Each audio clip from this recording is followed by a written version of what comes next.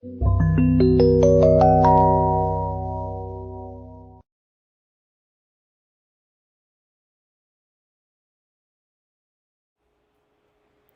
friends, my name is Allison and I'm an expressive arts and play therapist.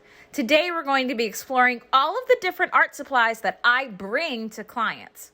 I'll be honest, a lot of my supplies may seem like common sense things to have, but for those of you wondering what you should bring and why, then today's video is for you. I'll also warn you that my supplies are a little used and old. Or, in other words, okay, everyone, well-loved. The first bit of supplies with our art tools that we're going to explore, of course, is the paper. So, our standard stuff that we are going to use to place our creations on. We, of course, have some really awesome coloring books. This one has all sorts of quotes going on. I really like this one because it kind of varies from how big and small the coloring is, and it's got a nice little phrase to go with it. There's also some animals. Namaste. As you can see, this is one that I've been working on with a client for a while now, actually, and we color it together, so it's really fun. I also have some smaller books about stained glass, so really cool. And then even tinier, so this really works for kind of all ages. I of course have some colored paper to work with. This could be used to draw on, this could be used to cut up and make other things, so it's always really important to have some colored paper with it. And then of course you have your standard white paper and some lined paper. You never know what your clients are going to do. You might think they're going to write on this and make a story, but instead they decide to cut the strips and make a whole different thing with it. So many paper choices are really great to have. This is just a staple, I think, that should be in everyone's art supply box. Next up, I want to show you some of the common things that I think everybody can get that are your usual art supplies. Now, I will warn you, they are well-loved tools, so you might not see them coming right out of the package. So first we have our Crayola skinny markers. We also have a set of colored pencils. We have Crayola crayons. And finally, what everybody needs, your pencils, erasers, and pencil sharpener. So like I said, this is kind of just some tools that I think everybody has kind of lying around. This is your standard thing that you used to have on your school supply list as a kid growing up. So it's just great. Everyone is very familiar with these tools. It leaves the opportunities pretty endless with the creativity that you're encouraging in your clients. Now let's move on to something that's not so common in your art supplies. Oil pastels. Now, I love using oil pastels. I really encourage my clients to use them. There's just a bit extra manipulation that can go on as opposed to a standard crayon.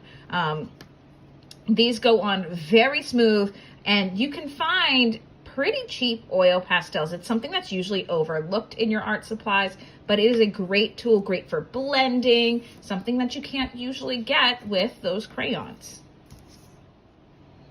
Okay, so this is something I think is pretty unique. I came across it a little while ago, and my clients really love it. These are paint sticks, or to be clear, neon art sticks. So these are really fun. What they are like is kind of about the size of a glue stick, and honestly, they have almost the same feel of it, but they're kind of similar to paint. So think of a glue stick with color, however not sticky. So they're really cool, really fun. I'll even show you a little bit on a test piece what they kind of come out like. So as you can see, it kind of has that smear, but it's very smooth. You can spread it out just a little bit before it dries, and it does dry really quickly. So this is really fun. My clients love this and have really requested me finding even more colors to use these with. It's just overall super fun and very different. And last up, I have what's called watercolor markers. So as you can see from this image, it's kind of supposed to bleed a little bit, kind of give that watercolor feel, but instead of the mess of watercolors and dipping into water, you have them in a beautiful set of markers. Again, this is something I just kind of came across and said, hey, let's try it. My clients are always wanting to paint and with the paint supplies, but I thought this would be a good alternative, not messy. Again, let me show you what it kind of looks like on paper. So let's see. Honestly, when I was using them today, I kind of just felt like they were glorified markers. I do believe that if you perhaps wet them, you'll have a better smear, but they do go on very smooth. And honestly, if they are just glorified markers, I might just throw out those Crayola ones and replace them with these because they are really awesome.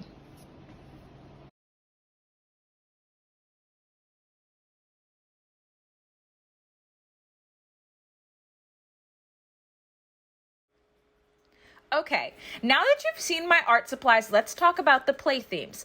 Now there's going to be a lot because there's so much opportunity for creativity when using art supplies. Here are some of the play themes that I see. Power and aggression themes, family and nurturance themes, control and safety themes, relationship themes, and self-regulation themes. As we all know, art can be very soothing, especially as you see those popular coloring books for adults and children. Self-regulation is huge with art supplies. Being able to just ground yourself in an activity, repeat it over and over again, that sense of sliding your markers on paper, it is such a great feeling and such a great play theme that tends to come up a lot. It's a great way to have a client simply focus in and be a little bit removed from all of those troubles that they're having.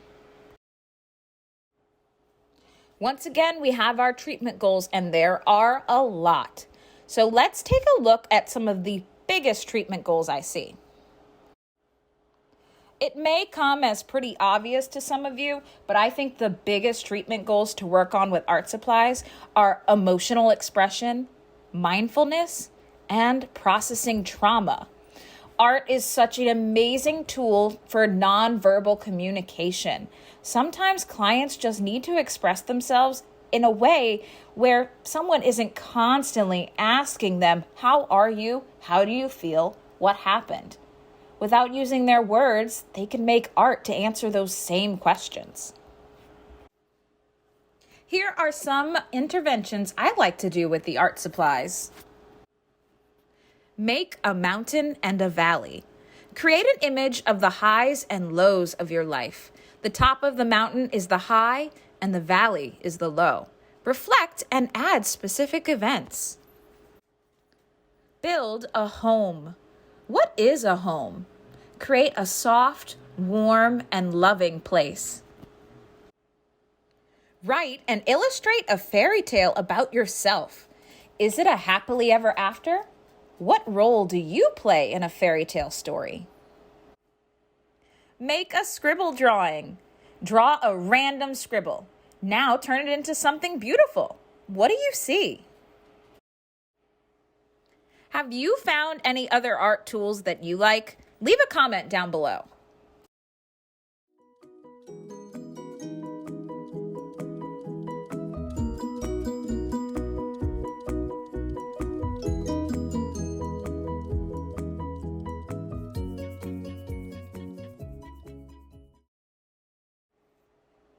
And that's my travel art supplies.